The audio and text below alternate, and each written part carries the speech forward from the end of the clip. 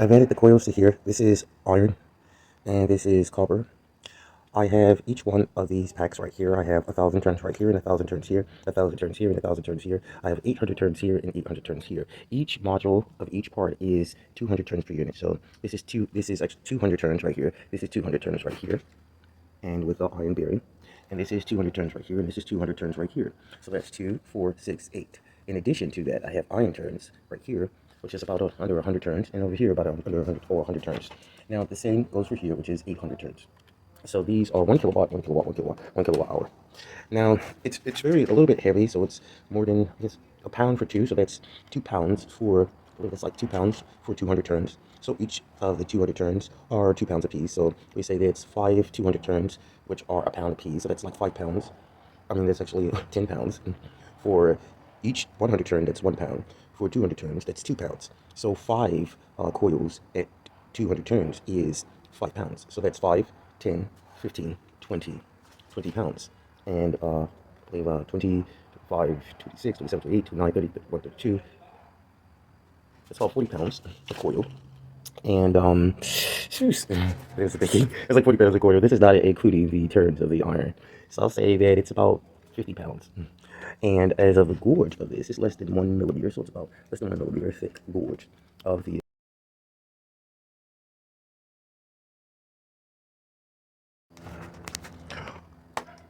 On the frontal of the unit, of the device, other than the coil, I have permanent magnets. The permanent magnets are fixed onto the surfaces. However, I would have to buckle these with another surface using bars of aluminum blocks and making pillars for the next set to go over these magnets, where it hides the magnets within inside the housing, the facility.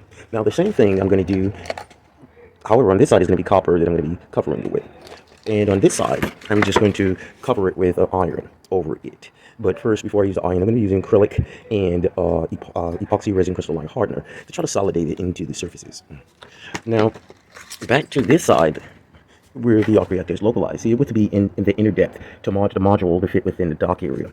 And because this will be risen upward, it will be more lower.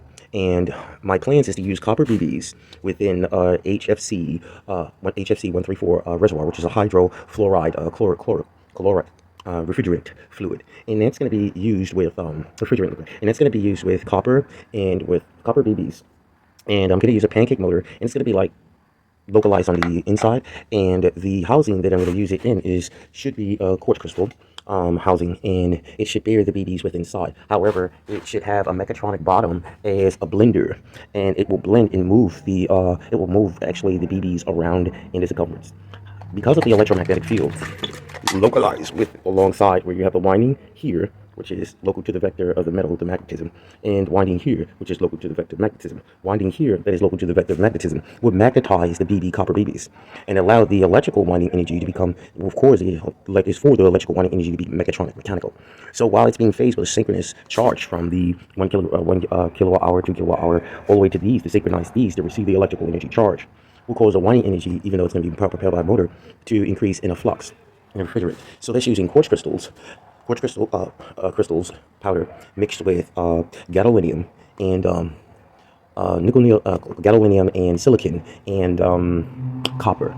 So my plan is for 60-40, 60% copper and 40% of the other materials, and that will allow the refrigerant to give off a greater vector field and a Hall effect. To whereas the repulsive force that is locally on the side, because it will rotate in the vector field, because it will create such a vector field through the oscillations, which should be about 40,000 RPMs.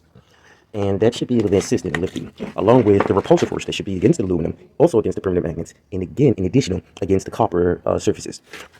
With the copper winding coil, the winding electrical energy winding, when it phases the aluminum, it also causes the magnets to react away, to repulse away from the magnetic field. Being coupled to the surfaces, it will only move the inertial mass. Now, on top of it will be a copper. The copper sheet will also react in the electromagnetic winding field when it phases within the presence, within the wavelength of the copper sheet and the aluminum sheet. I seen Eric. I watched the video footage of Eric from London, the professor, and he was showing me how he had a pillar of like a Tesla electromagnetic pillar, and he used a ring of of aluminum, and placed it around the pole, the solenoid pole, and it lifted the aluminum wafer ring. And when he introduced it with a ball roll bearing of copper, it actually moved the copper. So it reacted to the presence of the phased aluminum wavelength within a wavelength. So that's what I want to do is put the copper here sheet within a wavelength of the aluminum being phased by the electrical energy line. And that should assist in the fuel energy in order to lift it into the air.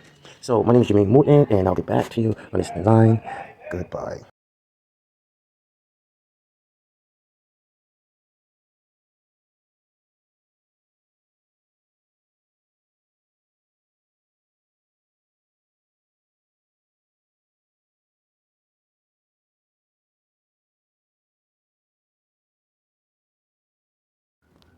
I've added the copper to the front of the permanent magnets, and I stacked it with these silicon type sheets.